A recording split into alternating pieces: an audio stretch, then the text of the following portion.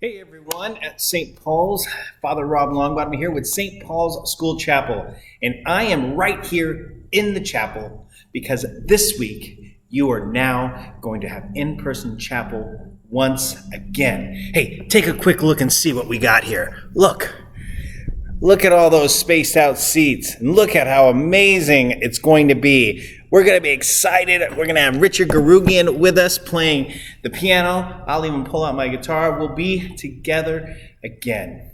And now that I've told you about that, I want to tell you about this week's chapel theme. You see, our chapel theme is about serving one another. In fact, God created us to serve others. Did you know that? I knew that only because I learned about that through the life of Jesus. And I'm going to give you a little devotion and motion today about what it means for someone like Jesus, who is our Lord, to humble himself and to serve others. So take it away. We'll see you in a moment. Well, here I am back again.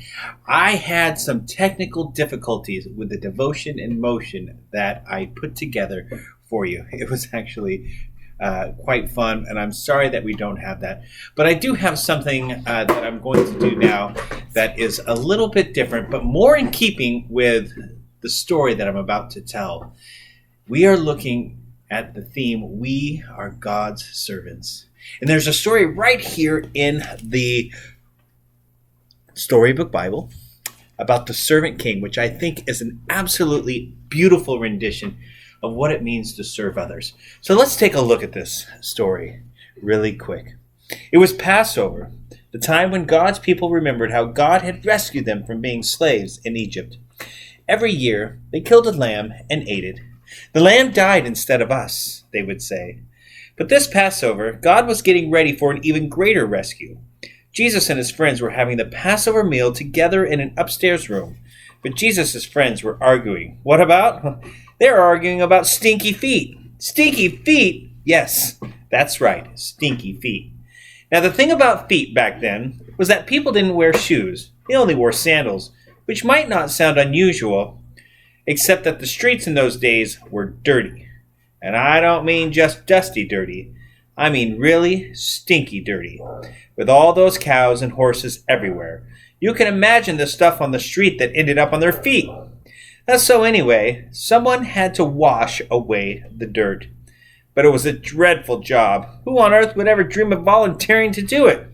Only the lowliest servant. I'm not the servant, Peter said. Nor am I, said Matthew. Quietly, Jesus got up from the table, took off his robe, picked up a basin of water, knelt down, and started to wash his friend's feet. You can't, Peter said. He didn't understand about Jesus being the servant king. If you don't let me wash away the dirt, Peter, Jesus said, you can't be close to me. Jesus knew that what people needed most was to be clean on the inside. All the dirt on their feet was nothing compared to the sin inside their hearts. Then wash me, Lord, Peter said, tears filling his eyes. All of me. One by one, Jesus washed everyone's feet. I am doing this because I love you, Jesus explained. Do this for each other. My friends, that is what it means to be God's servant. Jesus, who is God's son, our rightful king, didn't use that to lord it over people and to say, hey, do this for me, do that for me. I'm the king. You better do what I say. No, Jesus said, I need to take the role of the lowliest servant and wash the feet of the disciples, my followers. And if Jesus does that, so too are we supposed to wash each other's feet. That means that we're supposed to care for and love and serve each other. It doesn't matter what station you are in life, whether you're high or low, we need to serve one another. And as an example of that service, I am going to wash the feet of my daughter, Rose. Because even though she sometimes thinks that all we're supposed to do is to do what mommy and daddy says, mommy and daddy need to be her servants first of all. So we're about to do that right now, and let's see it. Jesus took off his outer garment and just so that he could be seen in the role of a servant. Rose, I think I'm going to keep my shirt on. But what I'm going to do is I'm going to pour the water over your feet as a sign of the service that your mommy and daddy want to give to you as an amazing child of God. Jesus said to his friends, I only need to clean your feet, and the whole part of you will be clean. Jesus just wanted his friends to understand and know that there was nothing that he wouldn't do for them. And then you know what he did after that? He washed his own feet? No. He went out. He was betrayed by his friend Judas. He was arrested, crucified, and died. But guess what? On the third day, he rose again.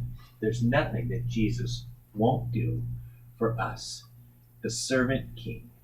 Let us be servants like Jesus is the servant king. Take care, guys. Bye. Bye.